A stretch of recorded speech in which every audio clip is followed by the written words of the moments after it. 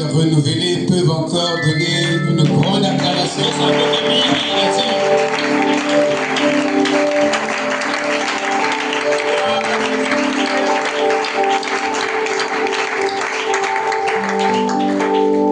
J'espère. Pourquoi tu prêches jusqu'à 20h?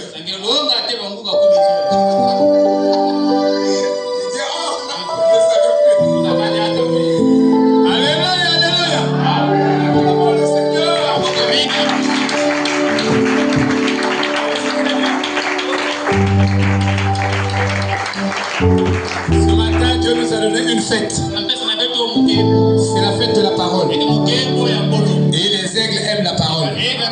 Parce que nous sommes venus ce matin pour manger la parole, afin de devenir la parole. Est-ce que vous pouvez dire encore?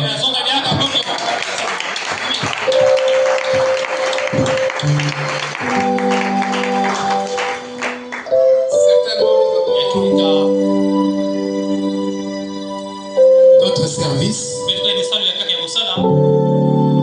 je voudrais appuyer un petit point. Le frère Guy nous a présenté l'arbre de vie. L'arbre de vie est lié avec l'immortalité. Et le mystère de l'arbre de vie et de l'immortalité se trouve dans 1 Corinthiens 15. Et ce mystère était dans le 7e siècle. C'est un grand mystère que les gens ne comprennent pas.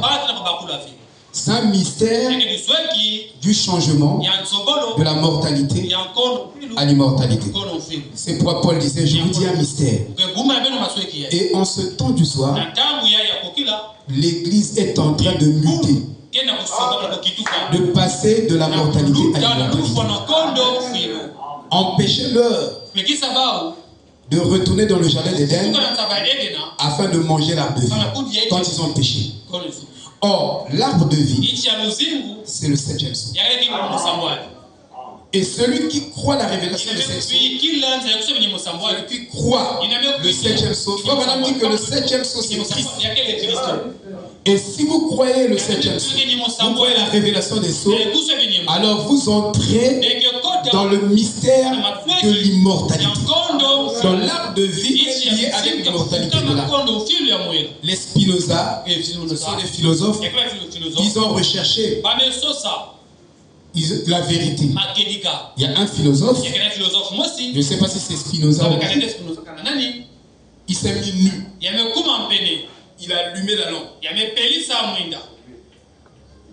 Dans la journée, en train de parcourir des rues, des ruelles, des avenues, à la recherche de la vérité.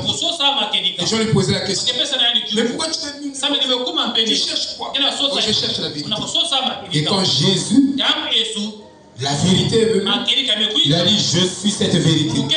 Je suis la vérité, la vie et le chemin. Et je suis l'arbre de vie qui était dans le jardin d'Éden, que Adam n'avait pas mangé. Et dès qu'ils ont péché, le livre de vie est reparti au propriétaire originel. Maintenant, en ce temps du soir, après l'ouverture des sceaux, Frère Branham dit, vous êtes aussi un arbre de vie. Parce que quand les sceaux sont ouverts, c'est là où nous comprenons les promesses de qui vous êtes. Et vous êtes l'arbre de vie. Le savez-vous? Vous êtes l'arbre de vie. J'ai dit l'arbre de vie, mais il a fait de toi aussi. Le jardin, c'est un arbre de vie. C'est pourquoi vous voyez Psaume 1 que le frère Guy a cité ici. Il dit, regardez le Psaume 1. Heureux l'homme qui ne marche pas selon le conseil des méchants, mais il est comme l'arbre de vie. Vous voyez, il est planté dans les eaux de la parole. Et vous, vous êtes planté. Vous n'êtes pas posé dans la parole, mais vous êtes planté dans la parole. C'est pourquoi vous êtes l'arbre de vie. Non seulement vous êtes l'arbre de vie, en ce temps du soir, nous avons aussi la promesse de qui vous êtes. Vous êtes aussi la résurrection. Vous dites, Jésus a dit, je suis la résurrection. Mais il est venu nous donner encore cette promesse. C'est pourquoi, causons avec Eural, il y a beaucoup de choses dans la Bible qui sont seulement par procuration. Qui sont par procuration. Donc ce que la tête fait, c'est le corps qui l'a fait. Donc si Jésus a ressuscité le corps, c'est le corps de Jésus qui nous sommes, nous aussi nous avons reçu. Amen. Et ce matin, si les choses sont mortes, je suis la résurrection. Jésus dit, après l'ouverture des cieux, vous êtes aussi Pâques. Pâques, c'est vous. Il dit encore, vous êtes la justice de Dieu. Et qui dit ça, c'est Paul. Et quand Paul dit, je suis la justice de Dieu, je dis quelle justice? Quelle justice? Tu es la justice. Jésus m'a justifié, m'a confirmé, et il a fait de moi que je prenne sa place. Il est devenu moi afin que je devienne. Donc je suis la justice de Dieu. Quand vous marchez, vous la justice. Vous êtes plus qu'un notaire, qu'un huissier, qu'un magistrat. Vous êtes plus que ça. Dieu a fait de vous plus que ça. Vous êtes non pas seulement la justice de Dieu, mais vous êtes aussi des dieux mineurs. Ça veut dire que vous êtes mourrez comme des hommes. Moi je ne peux pas mourir comme des hommes. Je dois mourir comme un homme. Je dois mourir comme un homme. Alléluia. Et il a fait de nous des vrais adorateurs que le Père a toujours demandé.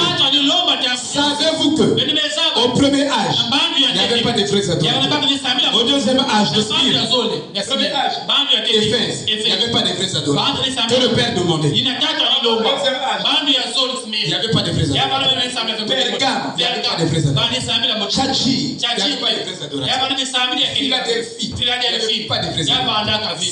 Sardis, il n'y avait pas de vrais adorateurs. Mais dans Laodicée, Dieu avait son épouse dans Laodicée. Laodicée, c'est la balle. Mais dans la balle, la balle cachait le blé. Et le blé, c'est l'épouse. La balle qui est sortie de la balle. Donc nous sommes sortis de il marchait par révélation. Comme l'Esprit a dit. Nous ne marchons pas par esprit. Mais nous marchons par révélation de Jésus-Christ.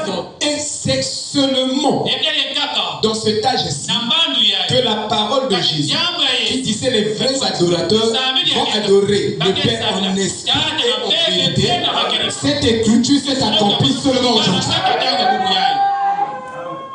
Amen. Vous lisez dans tous les âges. Cela n'était pas ça. Parce que pour être un vrai adorateur, vous devez marcher dans la vérité. Or, Frère Branham dit, comme Gabriel, il dit comme Gabriel est descendu pour donner le message à Marie, qui est le type de la vraie église, qui enfante Christ.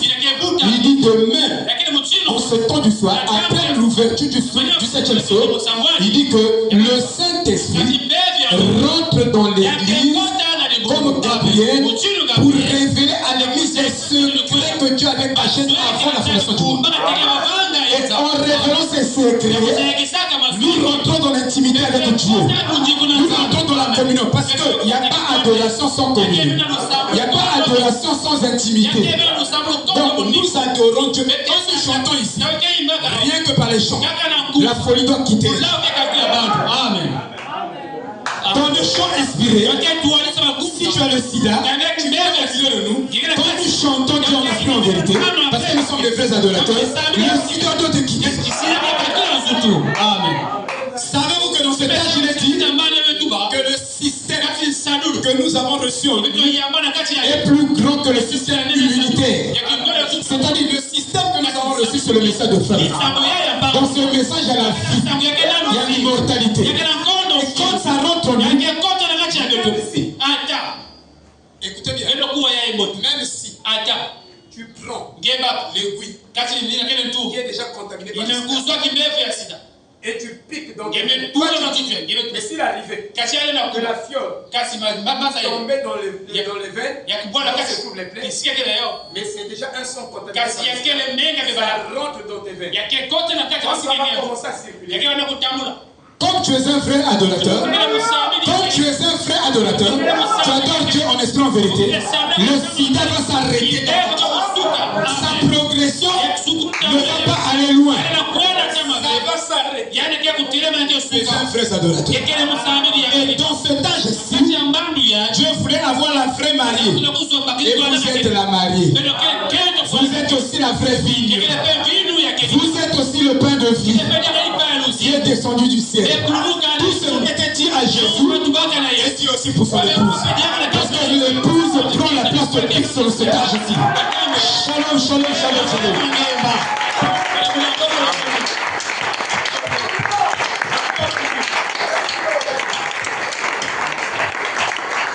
Il a prêché sur l'arbre de vie.